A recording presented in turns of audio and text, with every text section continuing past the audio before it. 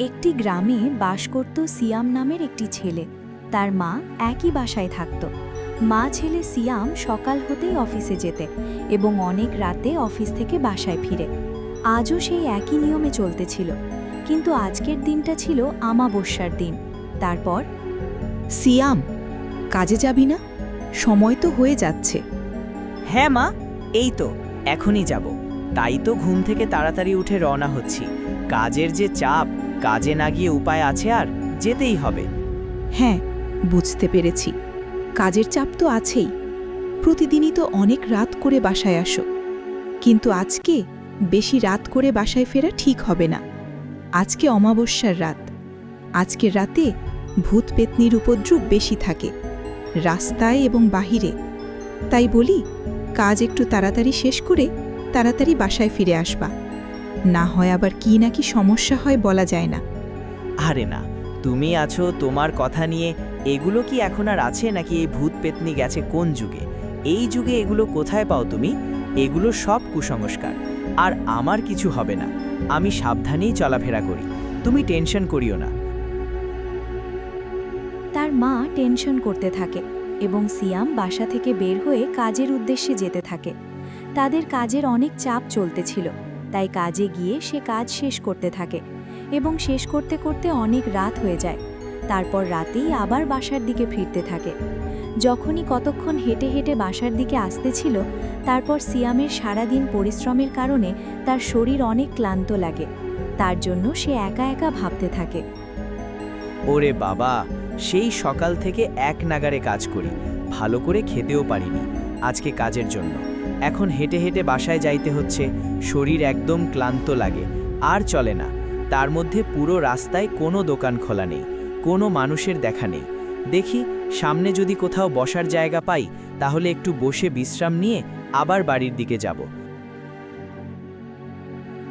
ওই তো সামনেই একটা বসার জায়গা আছে, ওখানেই একটু বসি। কিন্তু এখানে বসবো, যে জায়গাটা কেমন জানি ভুতুরে ভুতুরে লাগে। তার মধ্যে প্রতিদিন এখান থেকে যাই আসি, কিন্তু কোনোদিনও একটা মানুষ দেখলাম না। এই বাড়িতে মনে হয় ছাড়া বাড়ি এটা। বসি একটু, কি হবে আর? এ কি, এই রাতে এখান দিয়ে আবার কে যাচ্ছে? দেখি তো কি সমস্যা এই মহিলার। কে আপনি? কোথায় যাচ্ছেন এত রাতে? আপনাকে তো আগে কোনোদিন গ্রামে দেখিনি। এই গ্রামে নতুন নাকি? কি সমস্যা আপনার? ভাইয়া, আমি অনেক দূর থেকে এসেছি একটু কাজে এই গ্রামে, কিন্তু যাওয়ার সময় রাত হয়ে যায় এবং অন্ধকারে আমি রাস্তা হারিয়ে ফেলি। কোন দিক দক্ষিণ খুঁজে পাচ্ছি না, কোথায় যাও কিছুই জানি না। বলি যে ভাই, আপনি যদি আজকে রাতটা আমাকে আশ্রয় দিতেন কোনোভাবে, তাহলে অনেক উপকৃত হতাম। আমি সকালে উঠে চলে যেতাম আমার গন্তব্যে। তা তো সমস্যা নেই, আপনি তাহলে আমার সাথে যেতে পারেন আমার বাসায়। সেখানে আমার মা আছে, আপনি তার সাথে থাকবেন। সকাল হলেই চলে যাবেন। ধন্যবাদ ভাই, আপনি আমাকে অনেক বিপদ থেকে মুক্তি করলেন, অনেক দুশ্চিন্তা থেকে মুক্তি করলেন। আমি আপনার কাছে চিরঋণী হয়ে থাকব, আর এই উপকারের ফল আপনি তাড়াতাড়ি পাবেন। তারপর সিয়ামের সাথে করে ওই মহিলাকে নিয়ে যায় তার বাড়িতে, এবং বাড়িতে যখন ঢোকে তখনই তার মা দেখে জিজ্ঞেস করে, আরে সিয়াম, তোমার আসতে এত দেরি? রাত গভীর হয়েছে, এই তোমার আসার সময় হলো। আর সাথে কাকে নিয়ে এসেছো? মহিলাকে? পরিচয় কি তার? আমি যখন কাজ শেষ করে আসি, তখন আমার শরীরটা একটু ক্লান্ত লাগে। তার জন্য বিশ্রাম নিতে আমি এক জায়গায় বসি রাস্তার পাশে।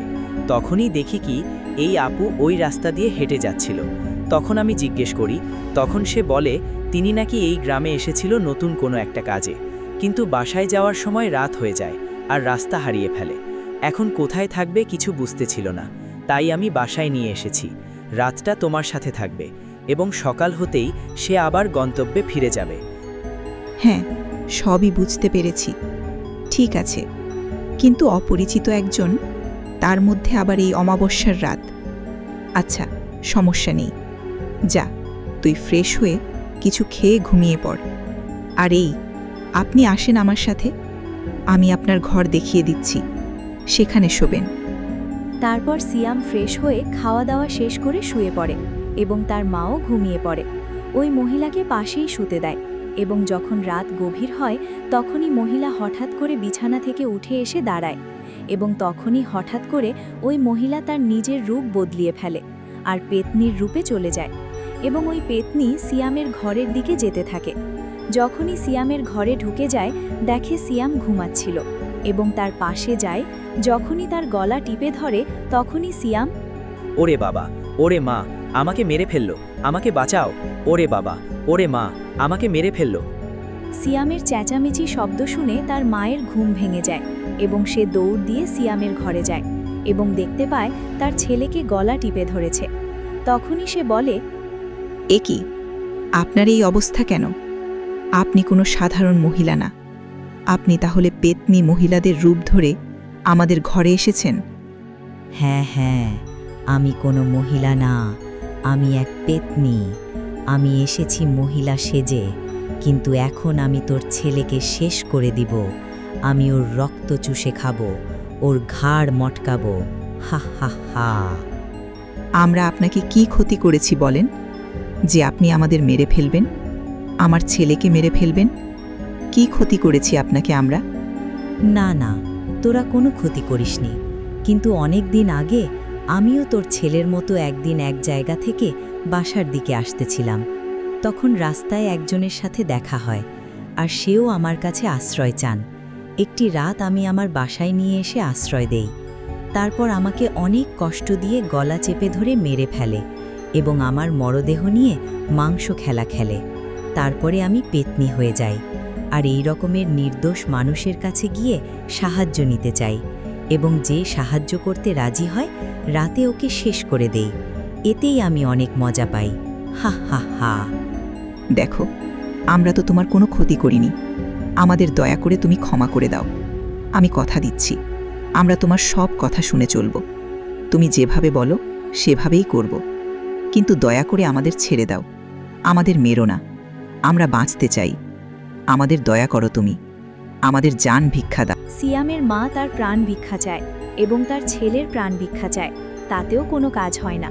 তারপর আস্তে আস্তে ওই রাতেই তাদের মা এবং ছেলেকে শেষ করে দেয় ওই পেতনি, আর ওখান থেকে চলে যায় অন্য কোনো অজানা উদ্দেশ্যে। তারপর অন্য কোনো রাস্তায় গিয়ে দাঁড়ায় অন্য কোনো লোকের উদ্দেশ্যে। বন্ধুরা, আজকের এই গল্পটা তোমাদের কাছে কেমন লাগলো সেটা লিখে কমেন্টে জানাও এবং ভিডিওতে লাইক করে দাও। আর বন্ধুরা, এরকম আর আরও নতুন নতুন ভিডিও দেখতে আমাদের চ্যানেল কিডস গল্পঘর সাবস্ক্রাইব করে পাশে থাকা বেল আইকনে ক্লিক করে দাও। আজ আমি যাচ্ছি, আবার দেখা হবে পরবর্তী ভিডিওতে।